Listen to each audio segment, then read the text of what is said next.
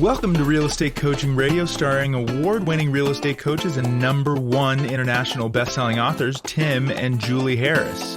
This is the #1 daily radio show for realtors looking for a no BS, authentic, real-time coaching experience.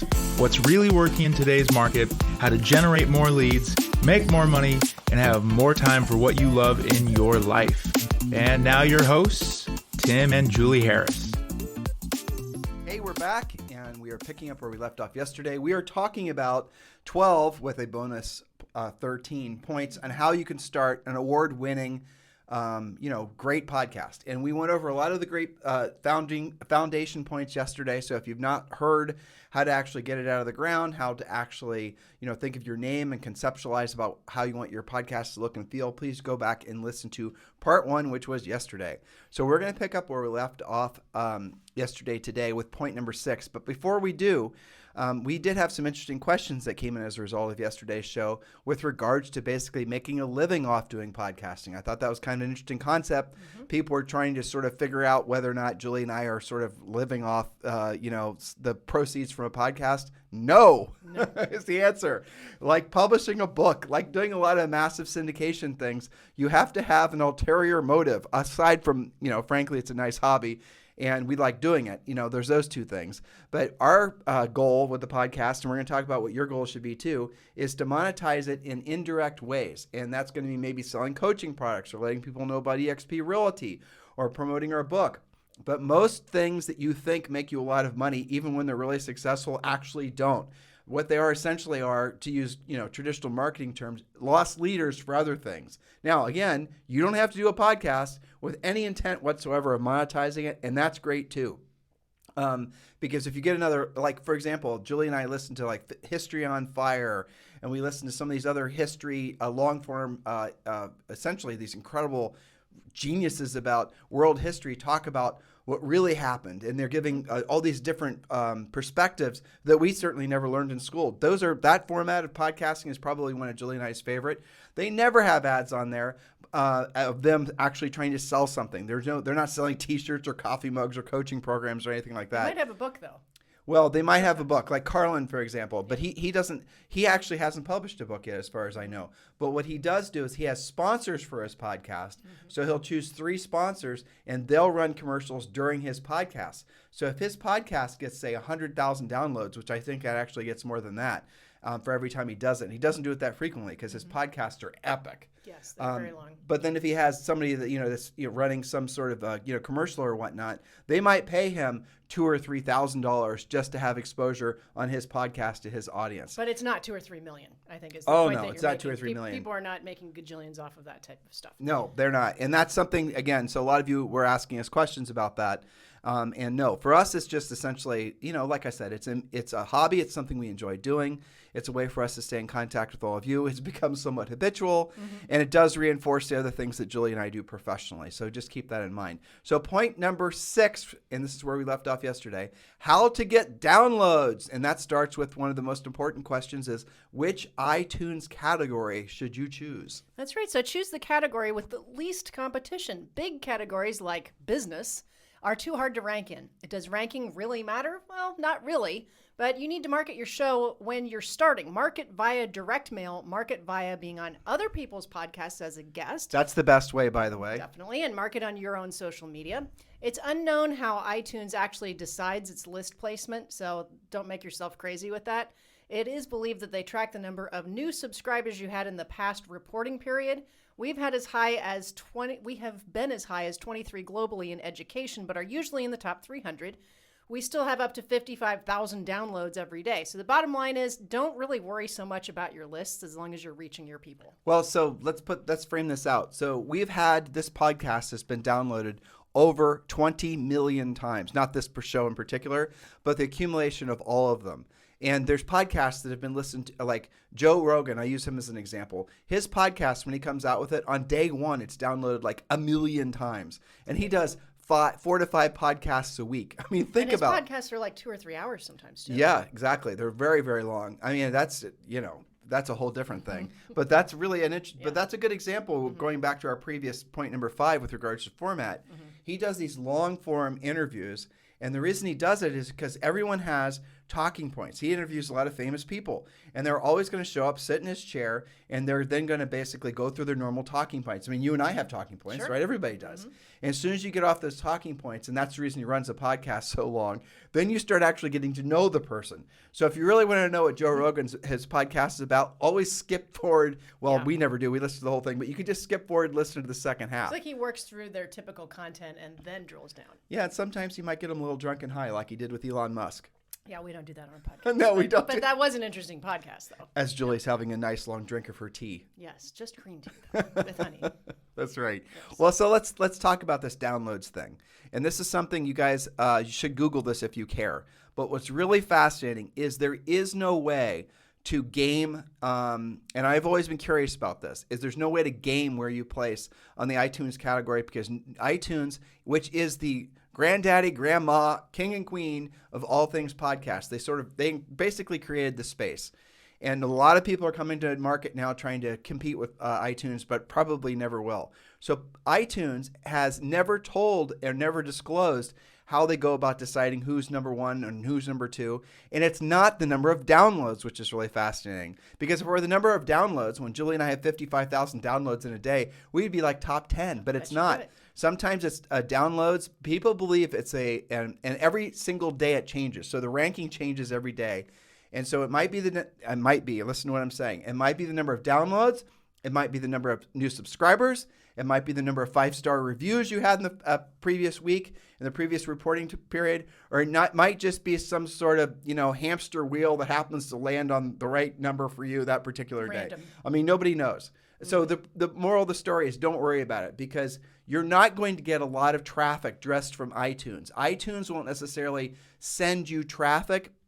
What they will do is when they see you have a lot of podcasts that are around a specific topic, then you're, for example, real estate coaching radio. Again, if someone goes to iTunes, they put in real estate coaching, they're going to find our podcast. And that's because we've done, thousands of shows. We've had a lot of 5-star reviews, a few 1-star reviews, especially when Julie goes off on one of her political rants.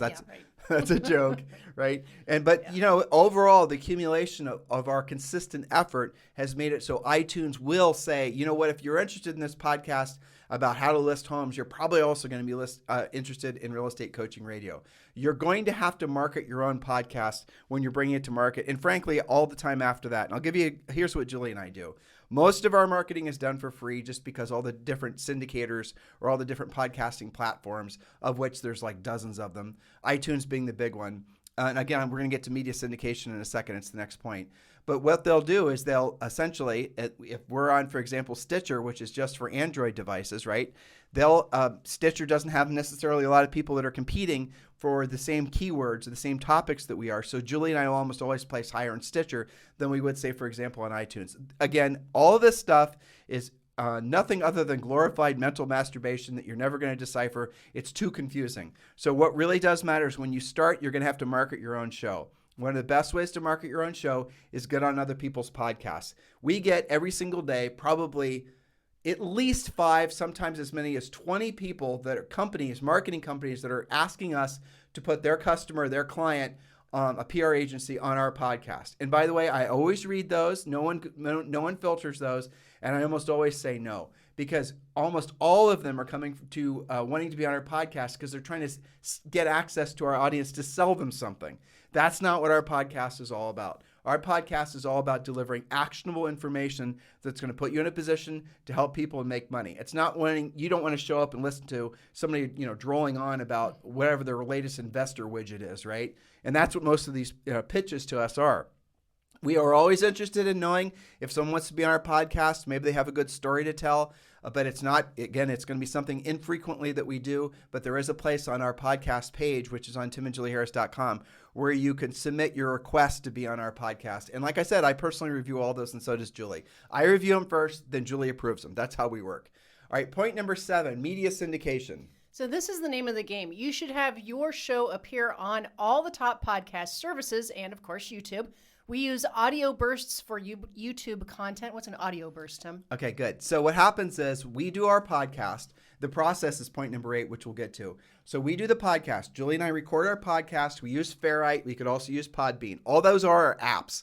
So right now I'm clicking on my iPhone, making sure it's recording. It's recording into the Ferrite app. After it's been recorded, then what's going to happen is I'm going to then send that via Google. I'm going to load it to Google Drive to our assistant who is in the Philippines, and then she's then going to load it to Podbean, and Podbean's going to syndicate it. She's also going to send it to our professional syndicator, our publisher, which is C-Suite. You don't need a publisher. We have a publisher because we have a lot of listens, and we have advertisers that are wanting to take out ads on the obviously on this podcast.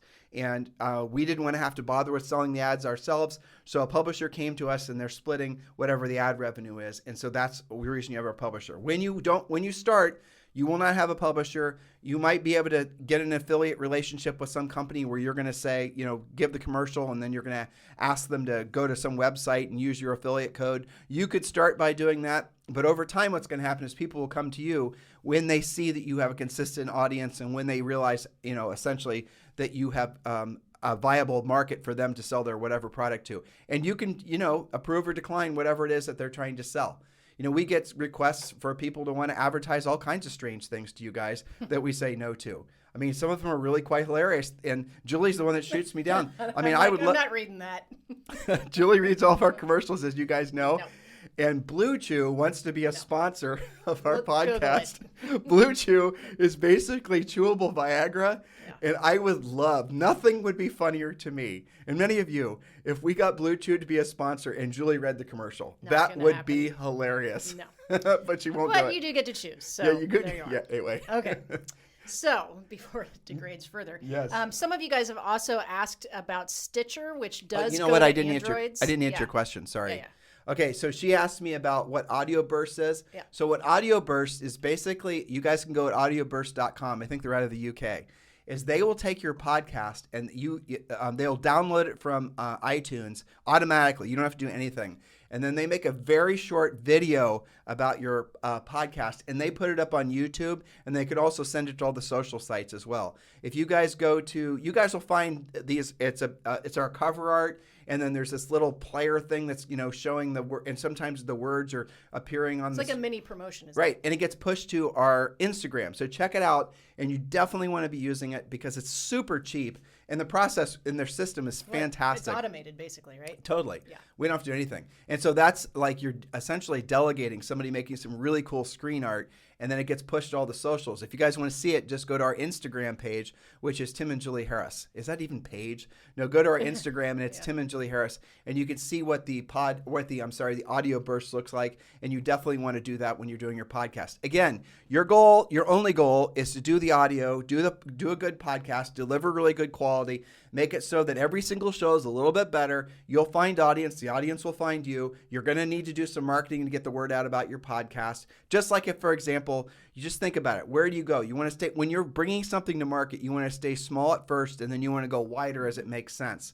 Small is going to be the people, like say, for example, if you're starting a real estate podcast about your local community, well, it makes sense. You're going to have your local community on the podcast. So why don't you go, if there's like a neighbor, there's always going to be people in every community, which are the leaders in a community. It might be the local publisher of a newspaper, might be the head of the PTA, it might be, whatever it is. All the people on your school board, if you want to, get into politics, which we wouldn't, and you want to get those people on your podcast, because what they're then going to do is talk about the fact that they're on your podcast, and they're going to expose your podcast to the people that are their friends and followers and what have you. And that's how you can start picking up audience. You're sort of pigeon-tailing on other people's credibility in essence, and you're going to build your podcast that way. And you're building your center of influence that way too. Totally. Which is, something that everybody who is in real estate needs to be doing all the time. Well, there's a guy here in Puerto Rico. His name is Richard Santana. He's a real estate broker, and he has done a fantastic job of positioning himself as a thought leader around business and Puerto Rican business development and economic development. Very broad,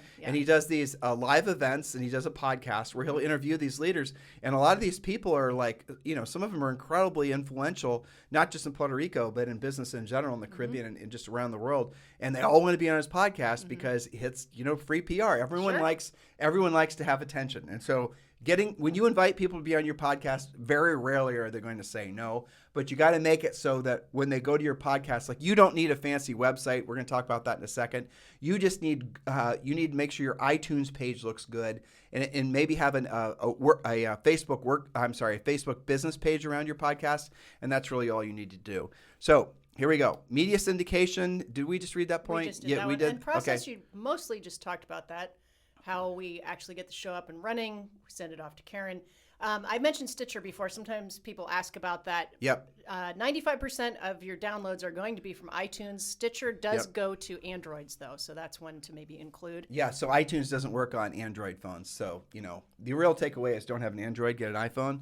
But for those of you who are not yet ready to, be in the 21st century, I joke. So I think that we're on to number 9 there. Well, again, so we didn't see how the image appears. So when go look at how we have our podcast appear in our main website, timandjulieharris.com, and click on podcasts, and then you'll see how we show. Now, you don't need to do what we do. You don't need to have a standalone website. You don't need to go to that effort because really at the end of the day, what's going to get listed and indexed inside Google will be iTunes, will be Stitcher, will be Spotify, which, by the way, you have to apply to get onto some of these platforms, Spotify being one of them. When you first start, they're going to reject you. Don't worry about it. Just go back and reapply when you have more listeners now after you've been doing the show for a long period of time. And remember the point we made yesterday about don't leave breadcrumbs of you being a quitter. And what that meant specifically is if you start doing a podcast and you stop doing a podcast, you've now basically told the world that you have commitment issues. So they're going to see you started something, you didn't finish it. Don't be that guy or gal. So when you start, make a commitment to keep on doing it. And as far as how long each podcast needs to be, like our friend Brendan Pritchard, his podcast is 15 minutes. We have Joe Rogan, his podcast is 3 hours. Julie and I keep ours to 30 minutes to 45 minutes because that's where, that's how long we want it to be. But also we know most people are not, how do people listen to podcasts? Like they used to listen to radio. They're going to listen to it, and I know this isn't necessarily applicable because of COVID, but they're going to listen to it as they drive to work, or they're going to listen to it as they drive home, or they're going to listen to it as they drive to work and as they drive home, depending during on lunch, during a workout. Right. Most of these things are 30-minute experiences, right? So let's see. Your show, this is point number 9. Point number 9. Your show needs to have a bright, eye-catching bit of artwork. You can look at ours. You go to Real Estate Coaching Radio on iTunes. You can see what our art looks like. I don't know about you, Tim, but I remember scrolling through different things. I'm trying different podcasts out, and occasionally I'll be like, really? That's the picture you chose? That's a little creepy. Well, it does matter. It's basically a favicon. So it's like a little, when you guys go to iTunes, put in Real Estate Coaching Radio, and you'll see the artwork that we're talking about. We tested different images. We know what worked. We tested the colors. We wanted to balance it out. Like, for example, we know exactly 50% of our listeners are female, and obviously 50% are male. So, well, maybe not so obvious nowadays, but you guys get the gist of it, right? So we wanted to make the colors, and we wanted to make the imagery so it would appeal to everybody, versus having something that looked more formal and more business-like. Like overly corporate or something exactly. like that really didn't match our style. Right, and because a lot of real estate anymore is about relationships, and the way we do our podcast is, it's predicated on our relationship professionally and personally, That's right. And the cover art represents that. Well, but if you were doing, say, New Albany Real Estate podcast, you might have a picket fence in your backyard, or you might, in the background, you might have, a sample architectural of something that makes sense for what your theme is, right? So if you sell in a beach community, maybe you've got the ocean in your background. Make it appropriate to what you're doing. I honestly, if to Julie's point, if you're going to, I would always have an image of myself. You always want your face on it because that's what people are going to identify with. If you go to a magazine rack and you're looking at all the different magazines, all the way from the women's fashion magazines to the teen magazines to the hunting magazines, car magazines, the ones that catch your eye are always going to be the ones with people's faces on them.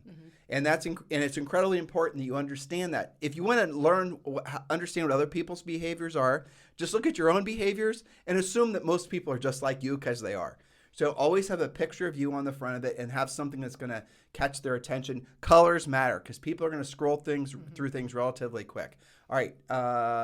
Number 10, monetization. You can make money from your podcast once you have at least 3,000 to 5,000 daily downloads. We use C-Suite Network. They are our official podcast host now. They manage selling ads, collecting money. They do it all. They have all that covered for us, and they came to us. For the sake of selling our own podcast, we use SMS, calls to action, our own products. We use our own calls to action. Be careful that you do this correctly or you could get financially hurt. What do you mean by that? All right. So, for example, here's one. Have you guys completed your 2022 business plan yet? If you have not, we have got your solution to your problem, because your problem is you do not have a business plan and you do need a business plan.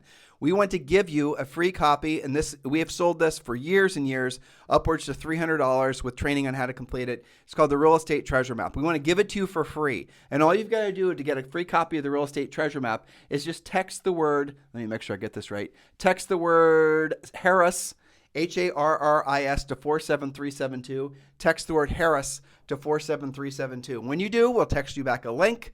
You then will have to say, yes, you want to get the free book, and then you'll be given a link to download it. So just go ahead and text the word Harris to 47372, and you'll be given a free copy of our Real Estate Treasure Map. So that was an SMS call to action. Right. We're telling you how to text something to what number. Julie and I had to get approved to have our own short code. So the short code is a 47372, and you have to get approved by the FTC, and it's not cheap to do it. So you might want to have a call to action. For example, you can just have, and you guys hear me do this for eXp Realty. Here it is. Ready? If you're interested in joining eXp Realty and you're looking for a sponsor who will certainly be proactive in your success at eXp Realty, we would appreciate the opportunity to be your sponsor. We are formally applying for the job of being your sponsor. Just text me and Julie directly, or Julie and I directly, 512-758-0206, 512-758-0206. Now, if you're just getting started on your journey to join eXp Realty and you're looking for more information, just text the letters EXP to 47372. Text the letters EXP to 47372. You guys get it? So when you're starting, what you might want to do is give your cell phone number out, and you can just have them text the word. For example, maybe you want to offer a good old-fashioned CMA. Maybe you want to offer whatever you're going to offer. And again, if you're going to make this more community-focused, your podcast, maybe you want to offer the latest school lunch thing. I mean, right before this podcast, Julie was on our daughter's elementary school's website, checking on her homework and checking on her grades and everything. Mm-hmm. So who knows what kind of content you can come up with. Like one of the things that Julie and I did every year, and when we were selling real estate, is we would offer people a free report on how to get their property taxes lowered. And That's a popular one. Which you should definitely consider doing. Mm-hmm. Or you could do a list of the buyers that you have looking in the area, and we'd call that one Sellers Wanted. You could do all kinds of things. Just think of it like this. If you're stymied about what you should be offering, what would you want if you weren't in real estate? What information would you value? You definitely value a current CMA, wouldn't you? You definitely value help on how to get your property taxes lowered. So if you're going to do a podcast, give them the phone number, give them your actual cell phone number.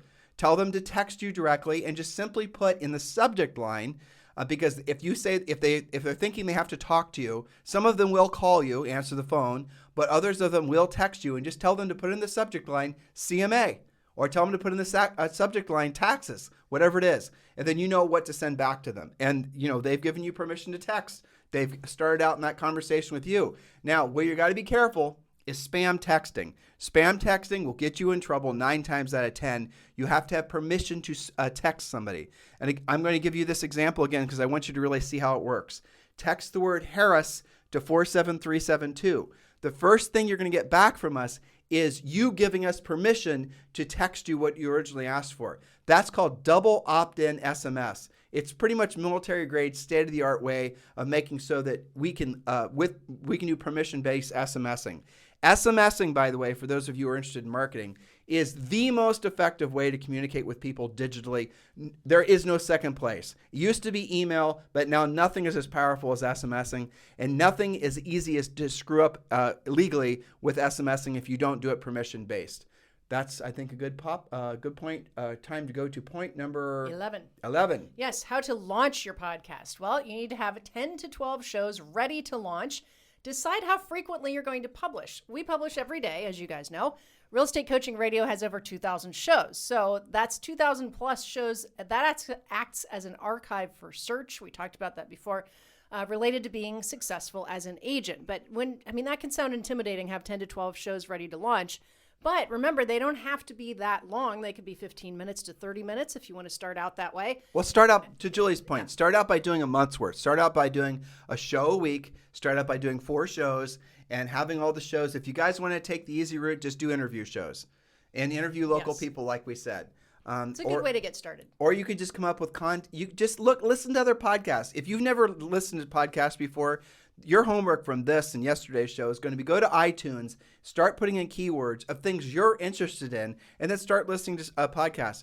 You'd be shocked how terrible some of the podcasts are. They get lots of downloads. This is true. And some of them I listen to, but the content's good. I'll listen to podcasts where everything about it is unlistenable, but whoever it is that's delivering the content is phenomenal. You just gave me a flashback to when we used to listen to like the Howard Brinton cassette tapes, which were primitive podcasts. It was Marshall Redder that you were thinking of. Yes, absolutely. You read my mind. Yeah. And the quality, it was coughing and there was static, but the content was good and we looked forward to it. Well, but why'd that work? Because there were usually 3 or 4 people on the tape. Some of you guys don't know what that is. Google it. And the tape, but it was like you were part of the conversation. Yes. The quality was terrible. Very familiar, The though. content was usually great, but it was because you were partaking in a conversation. That's what it felt like. And it was quality content that we could use as agents. So, Yep. Let's see. Let's talk about the big picture. That's point number 12. Podcasting is the new frontier for content creators. It is easier to create an audience with podcasting versus YouTube. YouTube is oversaturated. If you don't know which to do both. You can make money from a podcast. We talked about Joe Rogan a lot. He's being paid $100 million from Spotify, for example. Real Estate Coaching Radio has sponsors that range from Every Plate to BetterHelp and CoreLogic. Your sponsors don't have to be all in what you would call your space, right? But they should appeal to your listeners, right? So CoreLogic is obviously in real estate space, but BetterHelp and Every Plate is something that really appeals to everybody. So that's the big picture on the advertising stuff. I'm trying to think if there's... so what does it mean by oversaturated? So it's harder to get people to watch your videos on YouTube because there's so many people creating videos on YouTube than it is to get people to listen to your podcast if you've chosen a drilled down niche topic with regards to podcasting. How do you know? Now, here's an interesting question. How do you know which topic or where to focus your energies when creating your podcast? This is counterintuitive, but you want to go to see where there's other podcasts that are viable. Go to iTunes, and you're thinking about doing a podcast, let's say, on real estate or some topic you're interested in. French Bulldogs, Julie's topic, right?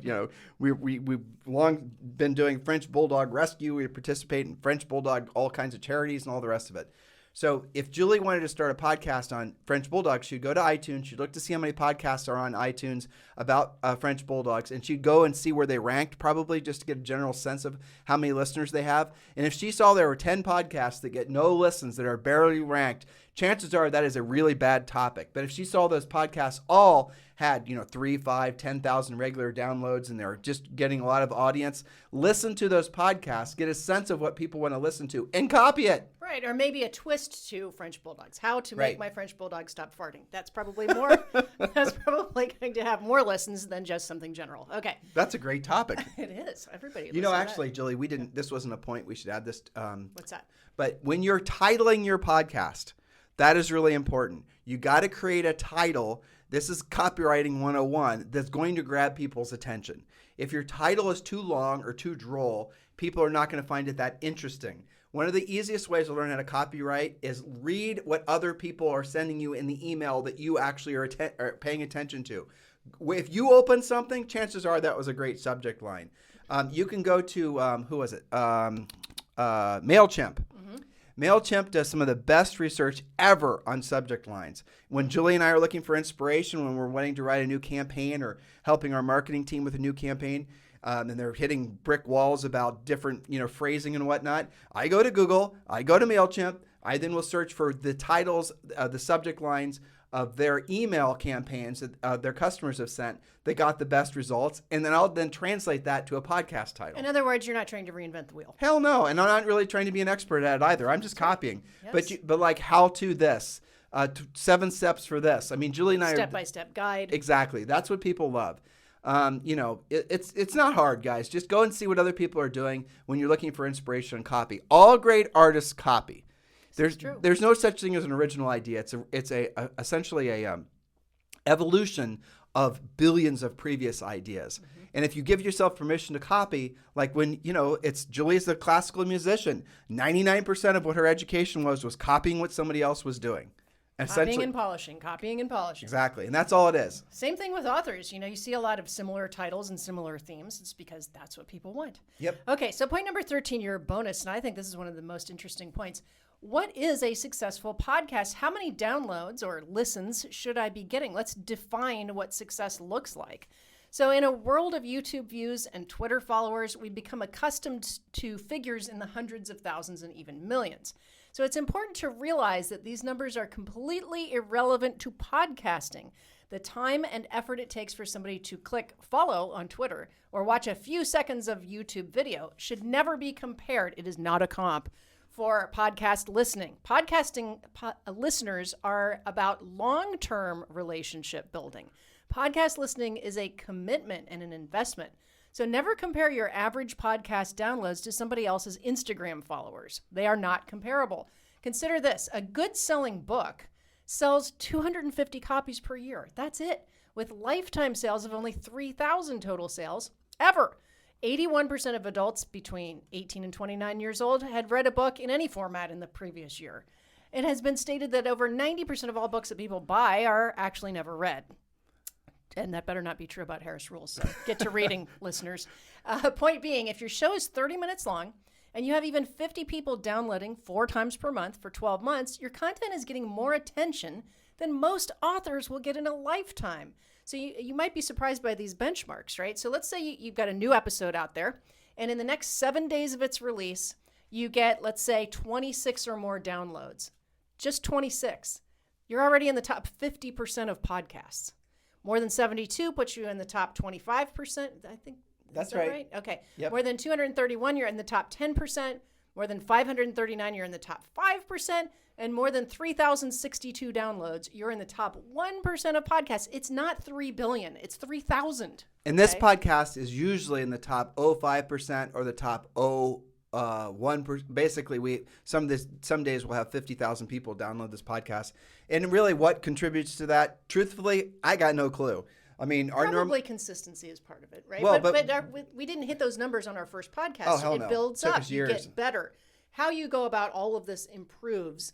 And that's one of the reasons you want to be more consistent. But our normal podcast we'll put out, like this podcast, we'll get 25,000, 24,000, 27,000 downloads, right? And it'll get it within the first week. But what happens sometimes is we'll have these spikes where it's like 50,000, 55,000. And I honestly don't know why. Right. And I'll ask our different syndicators. I'll go to just different, maybe it was the topic. KPIs. I think it's the topic, but I honestly don't know. I have no clue. Sometimes it's because somebody talked about the podcast on a website. Inman did a story on the podcast. Oh, you know what we need to also put on here? You deleted our stats when you started yesterday. But also we need to put something on there because, what was it? Motley Fool said our podcast was one of the most important real estate podcasts. Inman's given us a lot of recognition for our podcast. Right. So I think what happens is sometimes your podcast starts to get listens and then it starts to get essentially organic growth is a big part of it. Our podcast is shared a lot amongst agents. And that's, a lot of brokers and offices and team leaders and they've been using this podcast for years as educational backbones for all their agents, especially when Julie and I are doing our normal content where we're drilling down on how to pre-qualify or something like that. Mm-hmm. Yes. So remember, done is better than perfect. Get started today on your podcast. It will evolve and it will improve with time as long as you're consistent and paying attention to the outcome.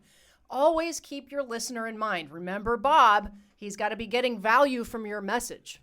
That's right. There it is, guys. So now the question is, how long are you going to take to think about this and get ready to get started and procrastinate? How long have you guys been waiting around to actually, look for the inspiration? Or have you been spending all the time trying to avoid the perspiration of actually starting a podcast? Now is a great time to start a podcast, especially this time of year. Look, we want you to, make money from your podcast. We want you to sell houses from your podcast. We want you to have a benefit from doing it. But if you don't want to, if you just want to do it because you enjoy doing it and you want to, for example, some people we know have used their podcast to model out a book. So they'll try out different topics and themes and content. A lot of the true crime podcasts, which true crime is consistently one of the top genres in podcasting that noticed people that. listen to. Isn't that Isn't that interesting? insane? Yeah. It is. But some of them are based on, we've listened to some of them. Sure. And some of them are fiction. But what people will do is they'll, and you hear about this all the time. Matter of fact, there's been movies that have been made that started with people doing podcasts. The podcast became a screenplay or a book because they were able to, put all their thoughts together. And then it became a movie or an HBO series or a Netflix series or all kinds of different things. So if you've ever had something boiling around in your head, for example, if you always wanted to write a book on whatever, like Julie wants to write children's books, the best way to do that would be to start a podcast about children's books. That could be a chapter in your book. Exactly. And start working on your concepts.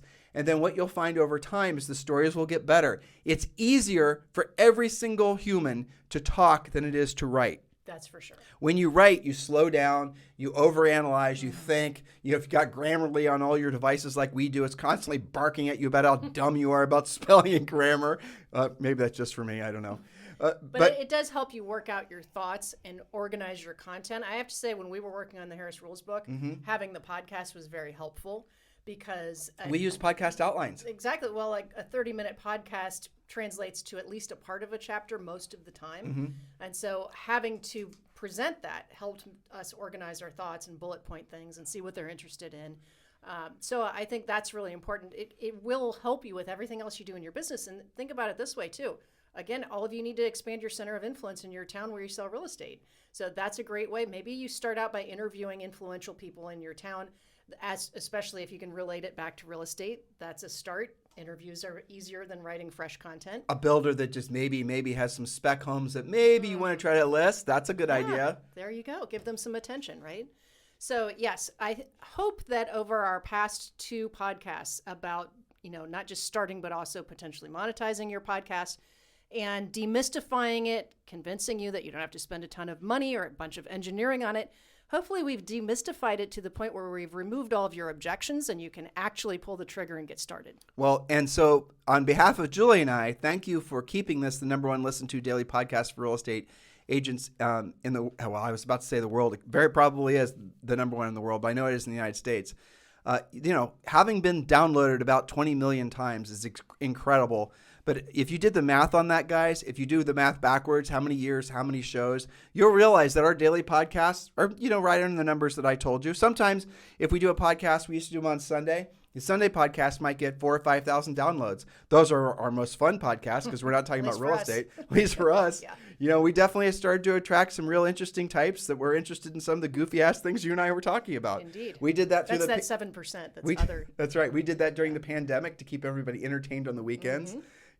So we're kind of defragging some of the silliness that we found during the week. But that's another good topic for podcasting. You guys could set up Google Alerts around some keywords of things you're interested in. And then all of a sudden your podcasting content starts creating itself based on whatever is in the news from Google Alerts about, say, your town real estate or whatever your topic is. I'll give you one that I just popped to mind. I can't remember his last name, but Sean is his first name. And his content is about Laguna Beach, right? And I don't think he's doing a podcast yet on it, but I thought it was really interesting and that it could be a great podcast platform is to take like little known facts about your town. That's a great idea. Because he was doing an email newsletter for a while and I've read every single one of them because we're Laguna enthusiasts. And there were so many little hidden things, like it could be, a haunted story. We're in October, right? It could be, there were famous people that lived there. What about this historic house? I think that's something that if you're enthusiastic about the town you live in, you're going to seek that out. That's a fantastic idea. Platform, if you were to take that from an email and make that into a podcast, that's incredible. Yeah, and so how do you get that information? Join your historical society, which expands your center of influence. Maybe an architectural, review or something like that. Follow what's going on in your town. And know those facts. Be the go-to source. Be the person that absolutely knows about where you sell. You could have one overarching theme, your town real estate, right? And then you could have several sub-themes that will help you organize your thoughts. Julie mentioned one about ghost stories. I remember where we used to live in Austin, Texas, and we used to live in a town called Georgetown. There was someone that wrote a book about how haunted, and downtown Georgetown was haunted as hell, too, let me tell you. Lots of stories. Lots of stories. But that would have been a great podcast. Yeah, maybe year-round. I think so. I feel a theme coming on. But you sell real estate in your town. You're supposed to be somebody that's a specialist in all things housing. I think that would be really fascinating to do, and it would expand what you know about, making you more of a go-to resource. I mean, think about, like, if I had a historical house to sell, and I've been listening to your podcast about all you know about the architecture of my town, you might be a logical choice to list my historical house with. That's right. And so don't overanalyze, guys. Just get the first one in the can. Just start. Yes. Don't overthink Done it. is better than don't, perfect. Don't listen to it back and drive yourself crazy.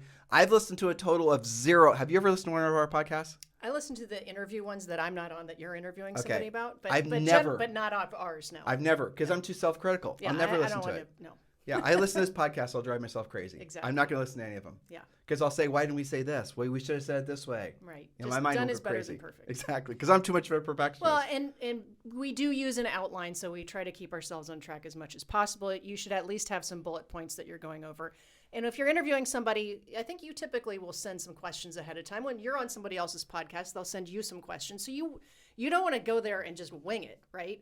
You do want to have some kind of a structure in place, but also allow yourself to go off topic a little bit as it gets interesting. Well, along those lines, when there are interviews, I will send them questions ahead of time because I want them to know I'm not just going to let them stay on their talking points. Right. Because that's just going to be boring. Because most of the people that I'll interview have been interviewed before because they're usually famous or Sure. famous in our world in real estate, right?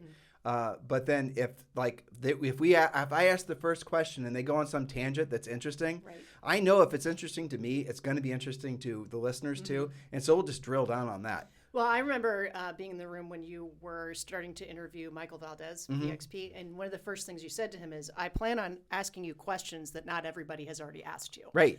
And I think that was really good, and he appreciated that because, you know, if you get interviewed a lot, you probably get bored with it a little bit. But also, you were thinking, like, from an agent standpoint, what does an agent want to hear that's not just some kind of corporate standard go-to bullet point, which would be boring, right? It's, some people, though, it's like when you and I were interviewing all the Bravo guys, right? Frederick Eklund, all these other guys. Sure. So some people, what you'll have when you're doing interviews, they're so, they won't go off their topics. They absolutely positively will not vamp. It's like set in stone for them. Set in stone. And the reason is, and he's a bad example because I think he's very dynamic, but some of these people that have positioned themselves to be experts aren't experts at all. And they don't want to be exposed for basically being, you know, fake. Not Right. Frederick. Frederick's phenomenal. I shouldn't have used him as an example with following up with that thought. But so we've had people on our podcast, and this is the reason we're apprehensive to put people on, that after maybe like 5 minutes, we quickly are figuring out this person is just talking off their talking points. Like you run out of content, kind of. Right. I remember we had some guy on. I remember Don't use his name. No, I won't. But I remember the aftermath of this. He was a guy that was selling he was one of the executives and one of the creators of one of the biggest CRMs for agents. And we had him on, and he wanted to be on the podcast. He sent me the questions ahead of time. These are the questions I want you to ask, which I hate. Right. You tell me what questions I'm going to ask. I guarantee you they aren't Nice going to get try. asked. Yeah. Yeah, because you're trying to control the conversation. It's a shitty result for the people who are listening. So I asked him his first 2 or 3 questions, and then he got a little bit more comfortable, and then I got off topic. And then I started asking him what I already knew the answers to, but I wanted to see what he would say. I started asking him questions about the efficiency of long-term lead follow-up with regards to a CRM. And to my shock, he told the truth. So But that was a risk you took asking to see. The aftermath is what got interesting. So he then and I started, his company had done internal studies on how inefficient and incredible waste of time long-term lead follow-up is in terms of emails and digital follow-up, basically. In essence, most CRMs are sold with the idea that you can plug in a long-term lead follow-up and somehow magically your silent salesperson of emails that go out are going to magically make that person want to do business with you. It's total BS. It's been BS forever, but it's especially BS now that people are so inundated with different things that they're receiving constantly. I knew it. I didn't know if he knew it or if he did know it, whether he was going to admit it. Julie and I, we talk with, Inman's done stories on this. Other non-real estate marketing companies have done stories on this. Books have been written on this. This is not new information. But the fact is, if you're selling a CRM and you can't tell people that it's going to basically help them get business from long-term drip campaigns, in other words, if that's no longer one of the unique selling propositions you have of your CRM, no one's going to buy it. And they know it, and he knew it, but he told the truth. And it was amazing. Interesting. Afterwards, he was it wasn't even the day after. It was like the second after. His people had been listening live that must have worked at his company, and he panicked. Yeah. Because he told the truth about essentially the efficiency of these products, and he basically begged for us to take it down, and I didn't. I left it up for a while because he signed a release, and this is information that need to be put out. And because we try to deliver what we promised to our podcast listeners. But after about a month, I did take it down. Yeah. I take it down because people stopped listening to it. It did what it was intended to do. Sure. So these are some of the things you can get into with interviewees that are sometimes unintended consequences, and usually they end up in good things. But, that's why I think you probably don't want to do 100% interviews. Do maybe every other one or every We tried it. fourth When we one. started like in 2012, I think is when we started our podcast, 2011. Yeah. We tried to do an interview base, and it was horrible because it's not like you and I have great energy and enthusiasm, I think, and it translates over the podcast. Hope so. But hardly anybody does. Yes. Some people are just, I think when I'm doing this with coaching clients where they're struggling with like, how do I get more conversation out of somebody? And I say, there are just people in the world that are not great when they're put on the spot, or they're not great on an interview, or they're not great on the phone, right? Like I think about my dad. He's not great on the phone. He's super smart, love him. It's all great, but he's not really a great phone guy. Probably not a great interview person. And there's a lot of people out there that have super fantastic content in their head, but they're just maybe not going to be a great interview. But that does go to something. So if you are choosing guests, choose somebody that has great energy and enthusiasm. And maybe listen to their past interviews so that and you save yourself the trouble. Energy and enthusiasm. Someone could say something with energy and enthusiasm, which was like a bunch of words just strung together that make no sense. Yeah. But if they say it with energy and enthusiasm, conviction, you're actually gonna clap your hands. I mean, think about most major politicians.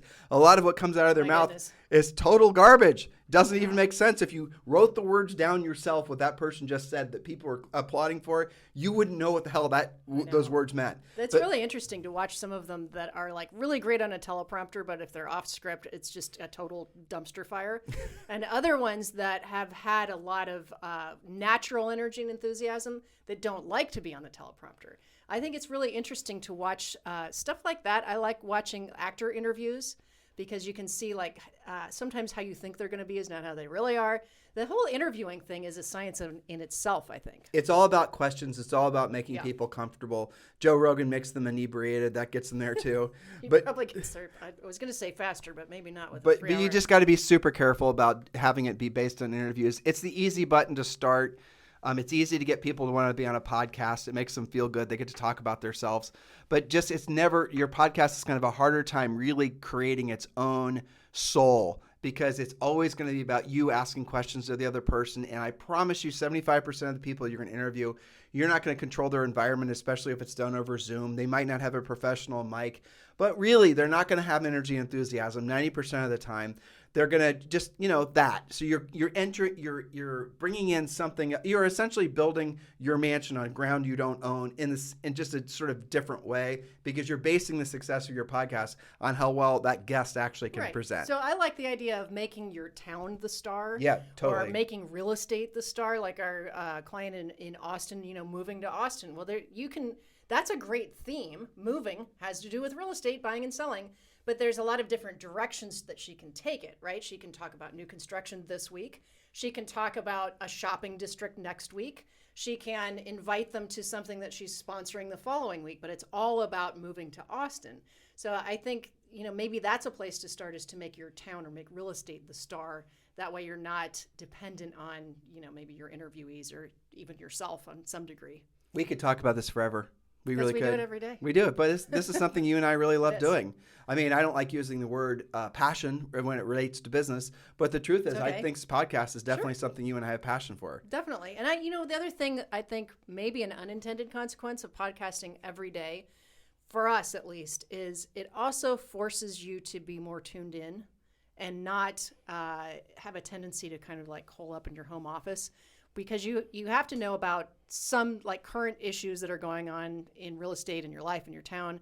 You're talking to your listeners, so you have to be, I guess, more engaged on some level. You Well, know, it's it forces you into knowing more things. since I was about to round the bend, I'm off script now. but since Julie brought that up, so podcasting is becoming something culturally, societally, that gives you the same level of credibility as having been a published author, right? So there's different versions of published authors. There's somebody that basically makes some sort of white paper or ebook and they give it away. They give it away on their website. It's not even ever in print. Then there's people that self-publish their books and they put them on Amazon, and you can do that. Get an ISBN number. You can actually self-publish your own book. There's different people you can hire to help you write your own book. Our first version of Harris Rules was self-published. Actually, it wasn't self-published, now I remember, but it was published by somebody who essentially should have just been a self-publisher. They were terrible. But then we sold the rights to our book to a real publisher, and then now our book is for sale. Barnes & Noble and all over the places. Totally different. But that's the same evolutionary path that you guys can follow with your podcast, because you don't know where the podcast is going to take you. You don't know who's going to listen to your podcast. Like, let's say, for example, you're doing your podcast and you're all, I only have, 25 downloads. Well, we gave you the statistics. 26 downloads basically in the first 7 days makes you better than 50% of all the podcasts on there. But what if one of the people listening to your podcast happens to be the biggest builder in the country who is interested in New Albany, Ohio real estate, found your podcast, listening to your podcast, and now you somehow have an inroad to be the primary listing agent for the 1,000 homes he's about to build? You just don't know. You don't know. But you do know that if you don't start, that you're not going to have that possibility of ever reaching that person. Our podcast has gotten to the point where people in some circles, are offended if we haven't invited them to be a guest or be interviewed on our podcast. And I had to keep that in mind sometimes because, like, we've had some people that we've had on our podcast in the past 12 months that when I actually started doing the interview, they confided in me that they didn't understand. Like, they'll say in their own ways that, well, why wasn't I on earlier? And, it's kind of an interesting thing that being on this podcast, and this was not by design, has become almost sort of like, I don't even know what, a status symbol in some circles. But it has become that, I think, is your point, is that the way you start it isn't going to be the way it ends up even, 2 months from now if you're being consistent. And you've got to allow for that growth and study, what are people liking? They're going to tell you. And then maybe 6 months from now, it's got a little bit different theme to it. Yeah. And that's okay. You've got to allow yourself to do that. Let it evolve. Hopefully, I've given you guys, as promised, education, motivation. Now it's up to you to get into action. The notes from this podcast and all podcasts are always available on timandjulieharris.com. Do us a favor, because it does make some difference. Give us a 5-star review on iTunes, and do put in some nice words, especially if you have nice words to say. And if you don't, well, then guess what? Don't type anything. Don't do anything, right? But our notes are available on timandjulieharris.com. You can download our notes. We don't edit them. You guys get what we typed, though I will be editing some of these things because I wrote down 3 things that we forgot to put in. But other than that, you're getting the raw form content that we produce. Thank you, guys, for continuing to listen to us every day. You've become part of our lives. We've become part of your life. And please do start a podcast. And if you want Julie or I to be a guest on your podcast, once you get it rolled out, hell yeah, we'll be your podcast guest. We'll help you get it started. Probably. After we Google you. After we Google you, right. Make sure you're not, selling screen doors and alien away spray or something. Exactly. We did have, this is worth mentioning, we did have somebody that wanted to be a podcast guest, and they had a great bio real estate-wise. And, of course, we Googled them, and this was years ago. And we found out that they were a huge, and trust me, we're not judging here, but they were a huge alien, like, from outer space, not just like a fan, but they were like an enthusiast, and they sold red worms. Yes. Red worms. Quite an interesting resume. Yeah. You can't make this stuff up. Yeah, maybe not. You guys have a fantastic day. I'll talk to you on the show tomorrow.